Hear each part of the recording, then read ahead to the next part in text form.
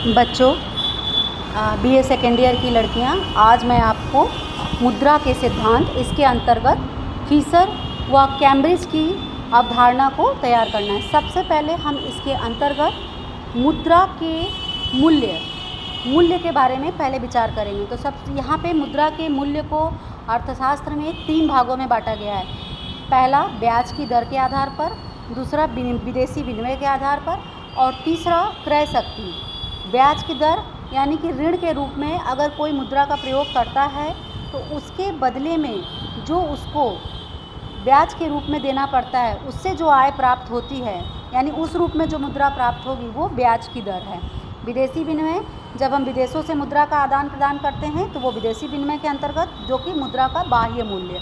विदेशी मुद्रा लेंगे, उसके द्वारा लेन देन करेंगे, तो विदेशों में जिस मूल्य पर मुद्रा का लेन देन हो रहा है उसके आधार पर जो विनिमय होता है उसे हम मुद्रा का बाह्य मूल्य या विदेशी विनिमय कहते हैं। और तीसरा जो कि क्रय शक्ति, यानी कि मुद्रा की सामान्य क्रय शक्ति।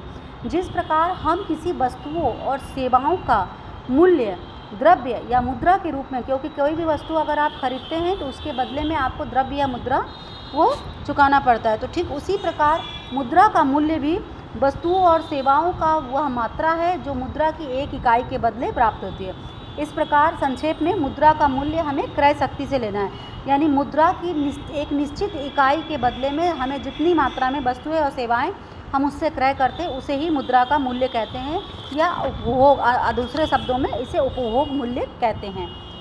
अब जैसे कि परिभाषाएं आपको दी गई है, इसमें क्राउथर की परिभाषा, रॉबर्ट्स की, फिशर की, आप अपने पुस्तक से इसको करेंगे। अब इसके अंतर्गत फिशर व कैम्ब्रिज, यानी कि मुद्रा का पहला सिद्धांत जो है फिशर का सिद्धांत, जिसको परिमाण सिद्धांत बोलते हैं, यानी क्वांटिटी थ्योरी। और इसके अंतर्गत फिशर का जो दृष्टिकोण है वह है व्यावसायिक दृष्टिकोण। इस संबंध में मुद्रा के परिमाण में David Hume, Adam Smith, David Ricardo, J S. Mill आदि अर्थशास्त्रियों ने अपने विचार को व्यक्त किया, लेकिन प्रोफेसर फिशर ने इस सिद्धांत को बहुत ही लोकप्रिय बताया है। अर्थशास्त्र में प्रोफेसर इरविंग फिशर ने सबसे पहले 1911 में अपनी पुस्तक the purchasing power of money में, इनकी किताब का नाम था, इसमें मुद्रा के परिमाण सिद्धांत या व्यावसायिक नकद दृष्टिकोण या नकद व्यावसायिक दृष्टिकोण के नाम से इस सिद्धांत का प्रतिपादन किया। इसमें उन्होंने क्या बताया? फिशर ने कहा कि मुद्रा के परिमाण सिद्धांत के अनुसार अन्य बातों के स्थिर रहने पर, अन्य बातें जैसे कि उपभोक्ता की आय, रुचि, स्वभाव, इन सब के स्थिर रहने पर जब मुद्रा का परिमाण बढ़ता है, परिमाण यानी क्वांटिटी यानी मात्रा, अगर मात्रा में मुद्रा बढ़ गई तो कीमत स्तर भी डायरेक्टली बढ़ जाती है। इसको एक ऐसे एग्जाम्पल समझे, अगर आपके पास 10 रुपये है और आपको कोई किताब खरीदना है, कलम खरीदनी है, तो इसमें से 4 लोग खड़े हैं, चारों के पास 10-10 रुपये हैं, और वस्तु की मात्रा, अगर हमारे चार लोग खड़े हैं और 10-10 सबके पास रुपए हैं और चारों को 4 कलम लेना है, लेकिन जो है अब मार्केट में स्टॉक अगर कम है तो उसी समय तुरंत इसके मुद्रा की मात्रा, मूल्य जो है इसका कीमत स्तर बढ़ जाएगा। मुद्रा की परिमाण, क्योंकि जिस अनुपात में, फिर अगर हम मुद्रा की मात्रा भी बढ़ा देते हैं तो मुद्रा की मात्रा 10 रुपये से अगर हमने 15 रुपये कर दिया तो तुरंत 15 रुपये करने पे कीमत स्तर भी उस हिसाब से बढ़ जाएगा। भले ही हमारे पास अगर पैसे की मात्रा, हमारे पास सबके पास 15-15 रुपये हो गए तो प्रत्यक्ष रूप से उसका भी कीमत, जैसे जैसे मुद्रा की क्वांटिटी हम बढ़ाते जाएंगे वैसे वैसे डायरेक्टली हमारा ये इसमें डायरेक्ट प्रोपोर्शन रेशियो होता है और ये तुरंत बढ़ने लगता है। अन्य बातों के समान रहने पर मुद्रा की मात्रा अधिक कर देने से कीमतें अधिक हो जाएगी, मुद्रा की मात्रा कम करने से कीमतें कम रह जाएगी। लेकिन इसमें मुद्रा की मात्रा यानी क्वांटिटी में ज़्यादा हो गया, लेकिन उसकी वैल्यू कम हो गई। सबके पास अगर 10-10 रुपये की अगर कलम खरीदने की ताकत आ गई तो वहाँ पे क्या है, पैसे की वैल्यू गिर गई, पैसा कागज़ के टुकड़े के बराबर हो गया, उसका अब कोई मूल्य नहीं है।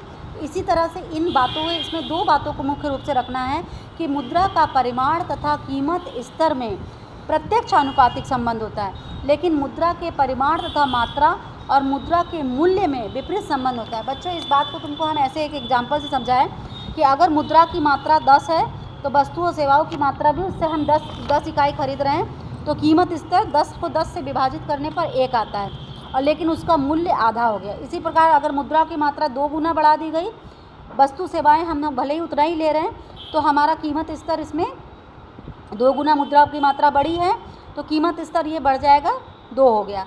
अगर इसका आधा कम कर दिया जाएगा, मुद्रा की मात्रा 5 कर दी गई, 5 इकाई हो गई, तो कीमत स्तर जो है भले ही वस्तु सेवाओं की मात्रा उतनी ही खरीदी जा रही है तो ये उसका आधा हो जाएगा, यानी कि 0.5 है। लेकिन कीमत स्तर आधा भले ही हो रहा है मुद्रा की मात्रा के बढ़ने या कीमत स्तर के अधिक होने, या मुद्रा की मात्रा के घटने से कीमत स्तर के कम होने, लेकिन मुद्रा का मूल्य उस अनुपात में धीरे धीरे गिरता चला जाएगा। ठीक है, उपरोक्त सारणी यही आपको पुस्तक में दर्शाया गया है कि जैसे जैसे मुद्रा की मात्रा दुगनी होती है वैसे वैसे कीमत स्तर भी दुगना होता चला जाता है, परंतु मुद्रा का मूल्य आधा रह जाता है। और इसके विपरीत जब मुद्रा की मात्रा 10 से घटाकर 5 कर दी जाती है, अर्थात आधी हो जाएगी, तो कीमत स्तर भी घटकर आधा हो जाता है, परंतु मुद्रा का मूल्य बढ़कर 2 गुना हो जाता है। ये मुद्रा का परिमाण सिद्धांत है। अब इसी परिमाण सिद्धांत को फीसर ने अपने विनिमय समीकरण के रूप में इसको व्यक्त किया है, जिसके अंतर्गत इसकी व्याख्या करने के लिए मुद्रा की मांग तथा मुद्रा की पूर्ति की धारणाओं के रूप में इसको व्यक्त किया गया है। मुद्रा की पूर्ति के अंतर्गत फीसर ने चलन मुद्रा और साख मुद्रा का चलन वेग लिया है, यानी एम भी और M dash V dash.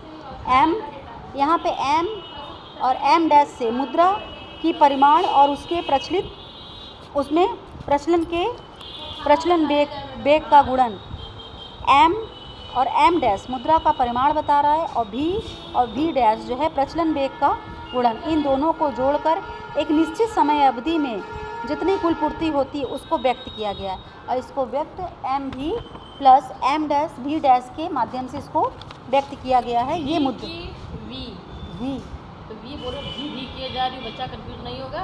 We for van ना, हाँ तो वी है, भी नहीं है, वी एच थोड़ी है। वी वी वहाँ पे बड़ी की मात्रा, बस वी वहाँ पे बड़ी की मात्रा पढ़ो, वी बोलोगे ना कि भी बोलोगे, हम भी बोलते हैं। बोलोगे तो